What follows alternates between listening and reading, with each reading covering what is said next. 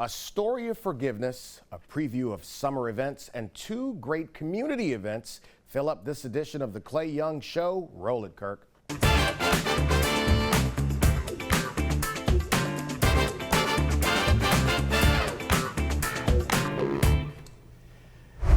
It is, quite frankly, one of the best stories I have ever seen, and it was produced by WAFB. Rick Portier, you are very good. You are very good. Gabriella, Mercurio. I had a great, also, great reporter. I was getting that. Story. I was so impressed Thank with you. the story, and I wanted to lead with it because it has everything. It has a dark side of what people can be, but it also has the best of what people can be. And so let's talk about the story of Don and Marcus. Tell us about it.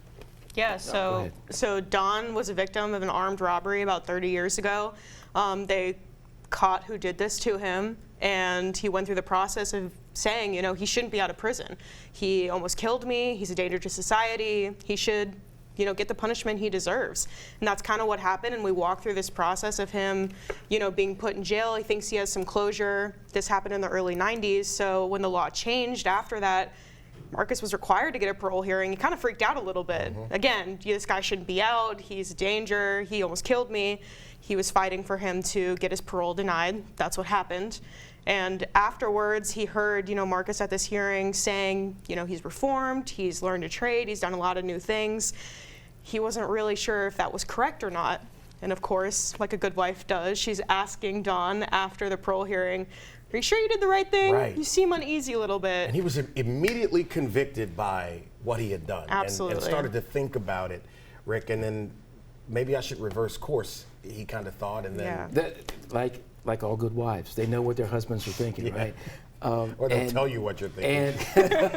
Yeah. And he's like, you know, I'm not sure I did the right thing. I need to, but he took it a step further, and he said, I need to find out. Yeah. And that finding out part Marcus, was, I think, was the turning point of the story. It's the whole reason for the story. Yeah. There's the program through the Department of Corrections that allows victims and their offenders to have a dialogue. Yeah. And it offered him healing, and it changed Don's opinion of what was going on. You're talking about someone who was carjacked, shot at, could have been killed. He was shot. He was hit. Yeah. And on the other side, a young man who got 95 years for it. Unheard of. Unheard of. Where did this program come from? Right, so the one program that we kind of highlight a little bit that you see in the story is from the Department of Corrections. It's called the Victim Offender Dialogue Program. It started, what, maybe 5-10 years ago? It's a little bit older than that. Yeah, it's, you know, relatively new, but it's still kind of a kept secret because not a lot of people know about it, and it has to be initiated by the victim. So normally, you know, victims say, and we learn this in the process, is that, you know, my offender never apologized, they're not, you know, upset about anything, all this and that, but it's because they're not allowed to have contact with their victim. So the victim, in this case Don, had to approach the Department of Corrections and say, hey, I want to be involved in this. I want to see what he's doing in prison. I want to see if he's just a really good liar or not, if he's actually changed.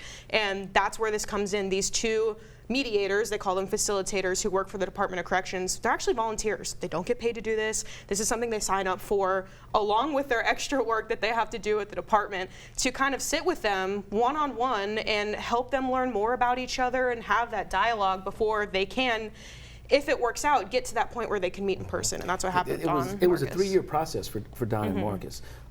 And through talking with some of the folks from the Department of Corrections, it's a really, really intense program because they ask some very pointed questions, and the victim gets to ask some very pointed questions of the offender, and they know when the offender is being truthful, and these facilitators really work to get that conversation going, to get that conversation started so that there can be some kind of closure, healing, so there be some kind of understanding of what happened, why it happened, how it happened. It doesn't always end like it did with Don and Marcus. You know, sometimes it ends with the offender getting that closure and that's enough. Right. With Don, it went a little bit further. So that's what they were saying. One of the facilitators who we spoke to that was in Don and Marcus's case, they don't ever use the word forgiveness. They don't ever talk about parole. This is not a situation that they do to kind of get someone on parole. This is solely for the victim to figure out what they're doing in prison, kind of understand why this maybe might have happened to them, the mindset that that offender was in at the time being. Like Rick said, just to get some closure that they didn't get during the legal process. So this is definitely a rare case that it went a step further to forgiveness, to helping him get on parole, and now they're friends.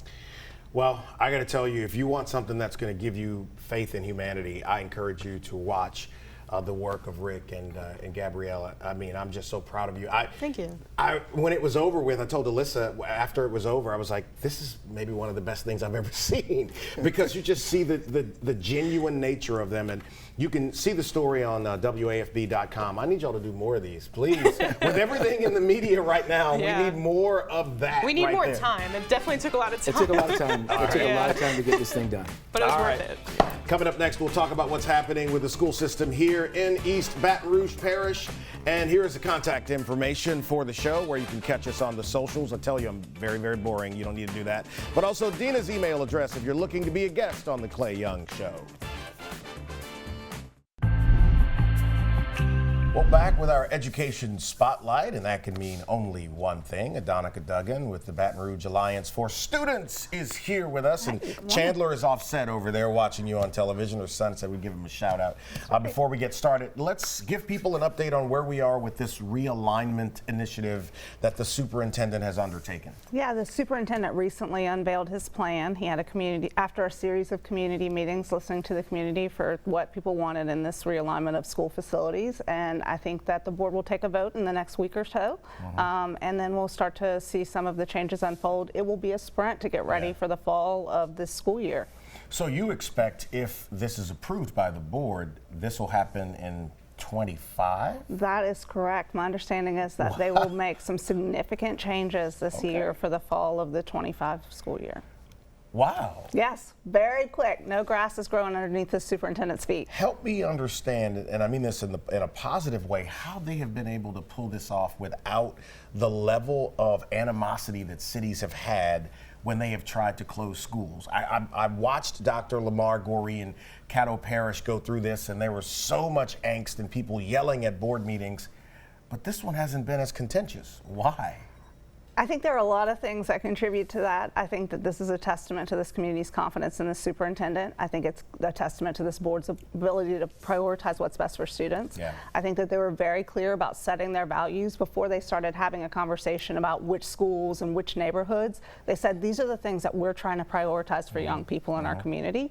And then they went through a methodical process of gathering the data and pulling it together in a way that people could understand a transparent plan for how they were going to realign the school facilities to fit the changing demographic population shifts, to fit, you know, the age of school facilities in the city, to fit what do we want for young people in those school buildings? Like how many kids do we need to have in a school building to be able to offer a social worker in every school? How many students do we need to have to be able to provide a robust sports program? And then built a plan that shifted schools around, and it fits together very nicely. Look, here's what I'll say about it. I don't get into the weeds of trying to understand this school or over that school and whether or not I think that that's the best fit. I think that we have charged a superintendent and a school board with identifying a plan for how do we move forward as a community, and I think they've come back with a plan that they have confidence in. And it may be that you could tweak one part here or there to my liking or to anyone's liking, but I think that they have a really robust plan for how we move forward as a city. So what are your expectations for the 2025-26 school year? I mean, we're on the precipice of May, so the year is almost over, which is hard to believe. But, so how do you feel? I'm sure you're pretty bullish on where the system is going, but what's your expectation? Look, I will tell you, if you had told me a year ago that this is where we would be right now, I would not have believed you, and I am as excited. I tell you this every time lately. I'm very excited about what we've been able to accomplish for kids in such a short period of time, and I'm really excited about what this new realignment of facilities is going to do to resources. One of the things that the superintendent included in this plan is foundational literacy centers, which means that the goal is to have 2 educators in every classroom in those early grades. The shifting of resources from facilities to what we know impacts young people is a game changer. I think the investments that they're going to be able to free up as they go into a new budget cycle to make real investments in what we know drives outcomes for kids is going to be really consequential. Tell me about the proposal to turn some of the school real estate into affordable housing for new teachers. I think that, this is a really innovative idea. I think that we all know that there's a talent crisis. I think that we all recognize that we don't have enough great educators. And I think having an opportunity to establish a way for new teachers to put down roots in a community, I think as robust as you can make that benefit package, you should.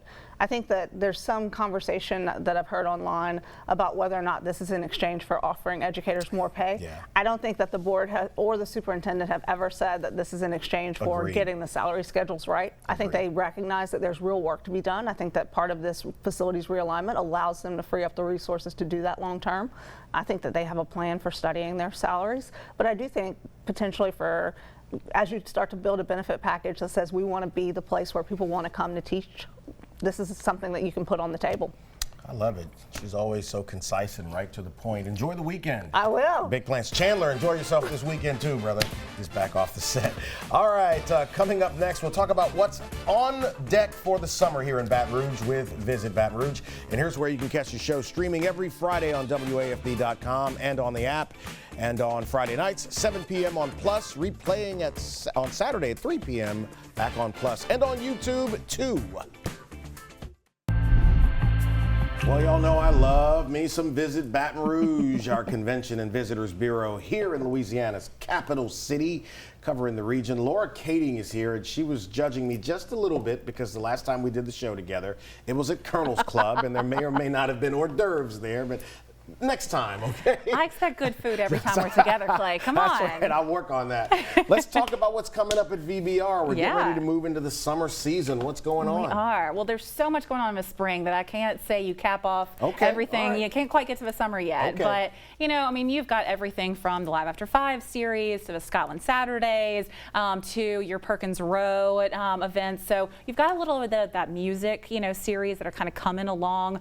A couple of those are ending in April, but most of them last through most of May. So you've got a lot of just kind of music in the city. Take advantage of the beautiful weather and enjoy it. Yeah. So I love this time of year for that reason. But on top of that, we got a few festivals going on. One of the ones that really caught wind last year, especially online, was the Soul Food Fest. Yes.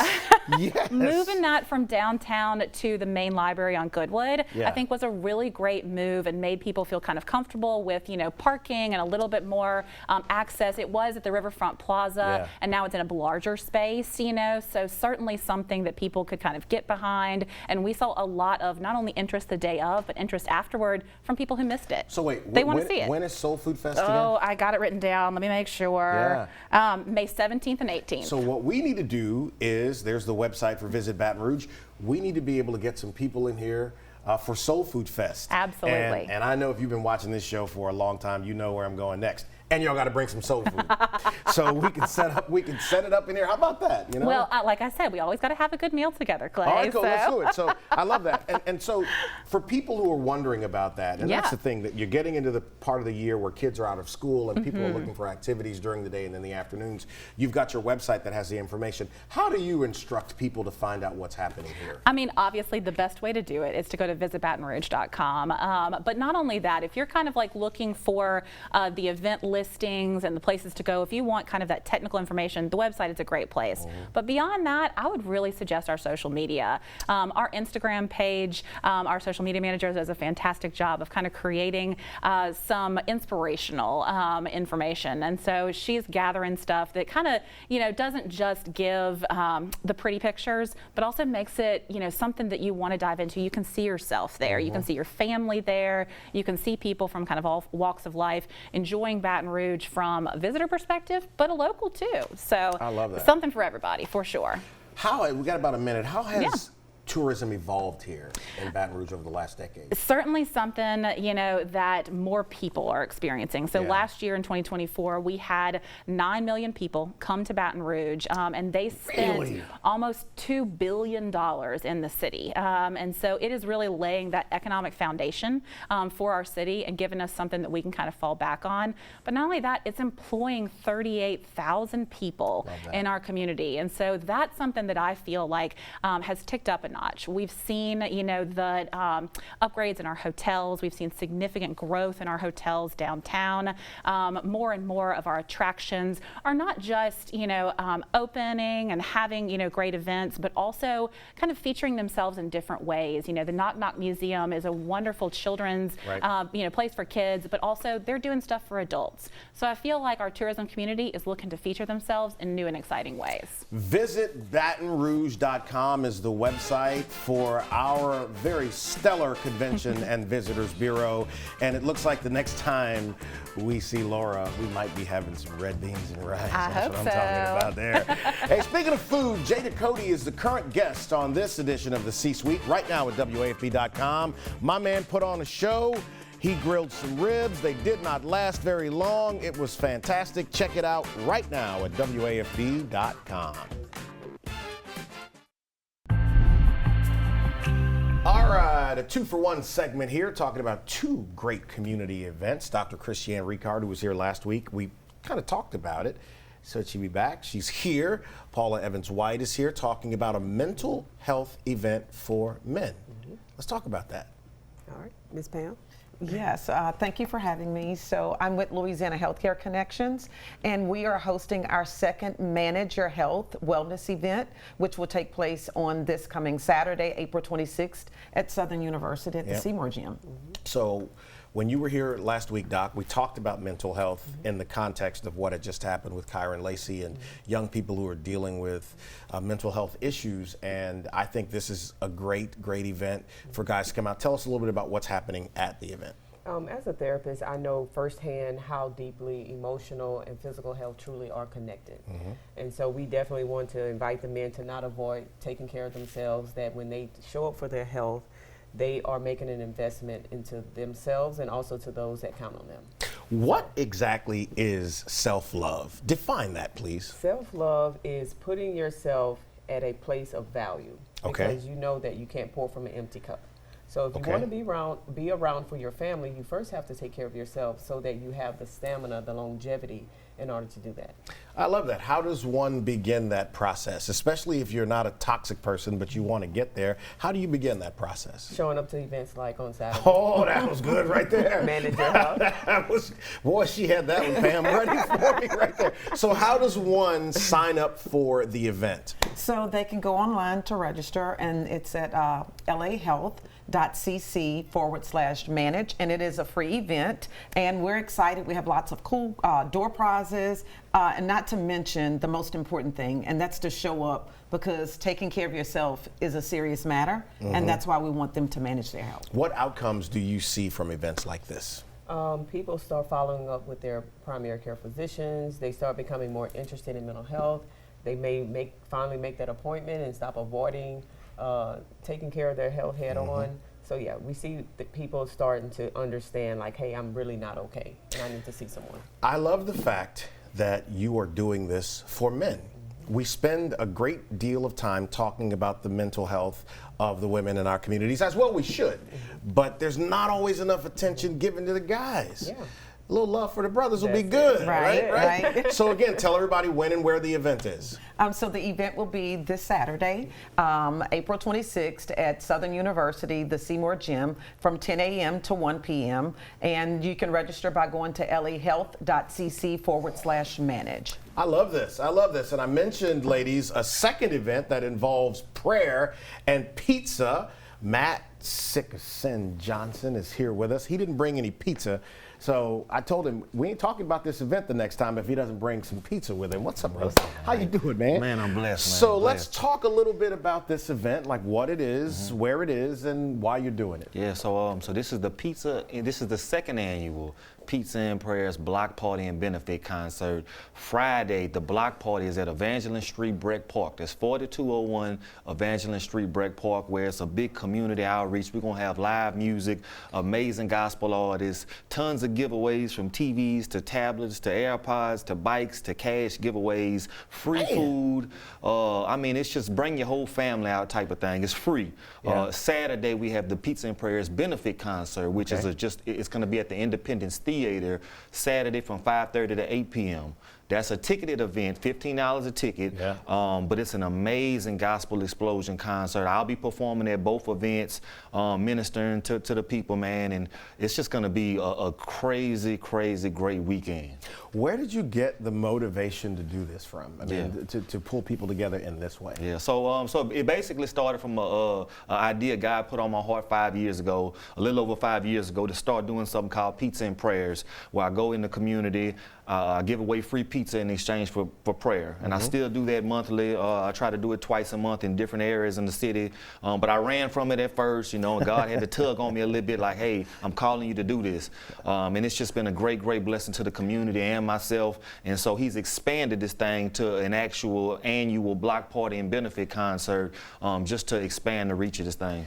You just heard my conversation with the ladies about men's mental health and being involved, and I think involving yourself in positive causes is also a way to do something for yourself, right? Talk a little bit about that. It's extremely important operating in your purpose, right? And so when I found my purpose, I found my peace, and I find that I'm a giver by heart. So giving back to the community is just part of my purpose in life, and I get no greater fulfillment than to give back. I love that. So again, how can people find out information about the event, buy tickets for the ticketed event, and show up for Pizza and Prayers? Yeah, so you can follow me on my social media pages. On Instagram, it's Sicka_Sin. That's SICKA_Sin. Shoot me a DM. I'll get you some tickets. I got tickets on hand. Facebook, it's Matt Sicka Johnson. And you can go to the independencetheater.com website and buy tickets straight from there if you'd like as well. So I love it. Two great events, Pizza and Prayers and the Men's Mental Health event taking place on the campus of the Southern University this weekend. Y'all have a great weekend. Stay safe, stay dry. We'll see you next week.